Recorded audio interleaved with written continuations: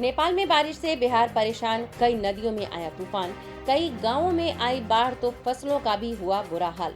नमस्कार, मैं हूं श्वेता सुरभि इम्पैक्ट लाइव पर। भीषण गर्मी के बाद झमाझम बारिश हम लोगों को सुखद एहसास कराती है। बिहार में भी मानसून की एंट्री के साथ ही बारिश देखने को मिल रही है, जिससे लोगों को गर्मी से थोड़ी राहत मिली है। लेकिन राज्य में इतनी भी बारिश नहीं हुई कि नदियां उफान पर आ जाएं। ऐसे में कोई आपसे ये कहे कि राज्य के कई इलाकों में बाढ़ जैसी स्थिति बनती नजर आ रही है और कई नदियां खतरे के निशान के पास पहुंच गई हैं, तो आपको कैसा लगेगा? अब आप यह सुनकर भले ही चौंक जाएं, पर सच्चाई यही है कि बिहार की कई नदियों से जहां पानी गायब होता नजर आ रहा है, तो कुछ नदियां उफान पर हैं, जिसकी वजह से राज्य के लोगों को परेशानियां बढ़ती नजर आ रही हैं। ऐसे में आइए इस मुद्दे पर देखते हैं एक रिपोर्ट। आपको बता दें कि बिहार में मानसून के आने से हल्की बारिश देखने को मिल रही है। हालांकि मौसम विभाग के अनुसार बिहार में औसत से काफी कम बारिश हुई है।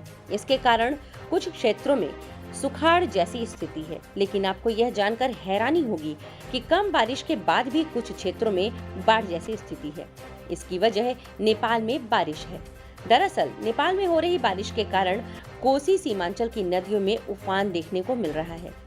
स्थिति यह है कि मधुबनी के झंझारपुर में एक सप्ताह में दूसरी बार कमला बलान नदी खतरे के निशान को पार कर गई।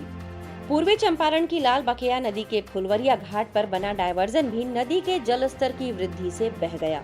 वहीं पश्चिम चंपारण के गौनाहा में बहने वाली पहाड़ी नदी हड़बोड़ा में जल स्तर बढ़ गया है। गंडक नदी में भी जल स्तर में वृद्धि देखने को मिल रही है। कोसी, महानंदा और बागमती नदी का भी कुछ ऐसा ही हाल है। इसके अलावा नूना और बकरा नदी में उफान के कारण अररिया के निचले इलाकों में पानी ही पानी देखने को मिल रहा है। इसके कारण जहां किसानों के फसलों को नुकसान हुआ है, वहीं लोग सुरक्षित ठिकाने की तलाश कर रहे हैं। इसके साथ ही बिहार के सुपौल में भी बाढ़ का नजारा दिखने लगा है। लोग नाव की सवारी करने को मजबूर हो चुके हैं। इसकी वजह यह है कि नेपाल की बारिश से नदी उफनाई हुई है और बाढ़ का पानी गाँवों में प्रवेश कर चुका है। क्षेत्र के सुरसर नदी में धोबी घाट पर बना चचरी पुल भी पानी के तेज बहाव में ध्वस्त हो गया।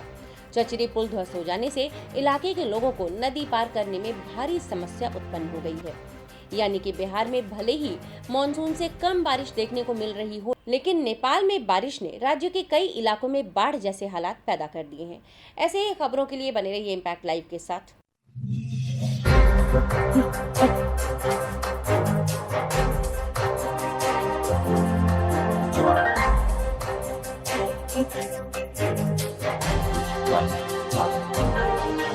Right.